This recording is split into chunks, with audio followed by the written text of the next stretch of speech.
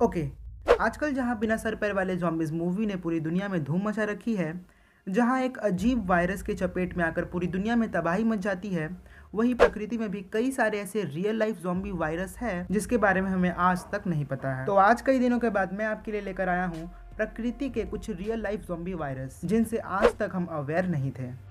तो चलिए शुरू करते हैं।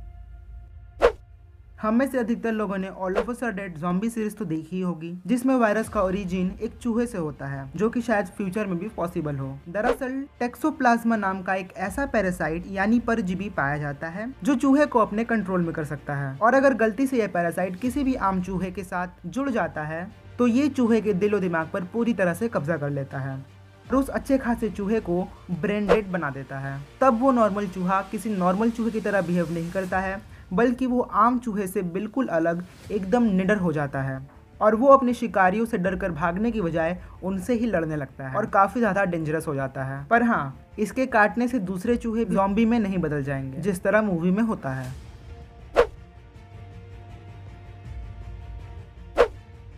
आमतौर पर किसी भी वायरस या पैरासाइट का मेन मोटिव एक ही होता है कि वो किसी हेल्दी लिविंग ऑर्गेनिज्म को ढूंढे और उसे संक्रमित कर अपने आप को इवॉल्व करे। ठीक यही काम एक और पैरासाइट ओफियोकार्डिसेप्स यूनिलेटरल करती है। नॉर्मली इसे ज़ॉम्बी फंगस के नाम से जाना जाता है। हमेशा की तरह जब चींटियां खाने के लिए इधर उधर भटकती हैं, तब अगर बाय मिस्टेक चींटियां इसके जाल में फंस जाए या ये वायरस उन्हें संक्रमित कर दे, तो वो धीरे धीरे चींटियों को अपना गुलाम बना लेती हैं और उनके ब्रेन पर अपना कंट्रोल स्थापित कर देती है और उनसे ऐसे ऐसे अजीबोगरीब काम करवाती हैं जिससे एट लास्ट उनकी डेथ हो जाती है। और ऐसे ही करते करते वे सारी चींटियों को इफेक्ट करती हैं और अपनी पॉपुलेशन को बढ़ाती हैं, और ये साइकिल ऐसे ही लगातार चलते रहता है। पर यह वायरस सिर्फ और सिर्फ चींटियों को ही इफेक्ट कर सकती है।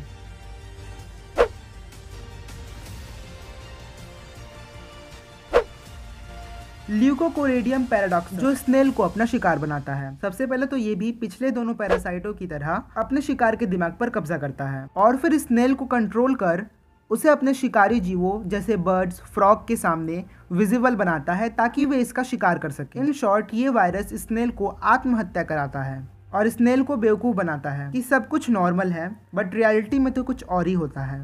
और फिर या तो ये वायरस अपने शिकार को किसी और का शिकार बना देता है या खुद ही इसकी जान ले लेता है, और इन सभी स्थितियों में इसका कंट्रोल पूरी तरह से उस वायरस के हाथ में होता है।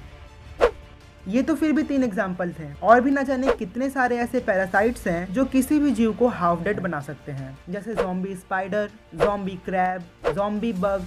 पर यहाँ राहत की बात यह है कि ये सभी पैरासाइट अभी तक इंसानों को कोई नुकसान नहीं पहुँचा सकते, क्योंकि इंसानों का शरीर इन छोटे छोटे एनिमल और इंसेक्ट से काफ़ी ज़्यादा कॉम्प्लिकेटेड होता है। पर आफ्टर कोरोना वायरस इन पैरासाइटों को इग्नोर नहीं किया जा सकता। जिस तरह कोरोना वायरस जो जानवरों में पाया जाता था वो विकसित होकर पहले तो पिग्स फिर बाद में ह्यूमन बॉडी को इफेक्ट करने लगे, ठीक उसी तरह मे बी ये सारे वायरस फ्यूचर में विकसित होकर हमारे मानव शरीर पर भी कब्जा कर सकते हैं। May be.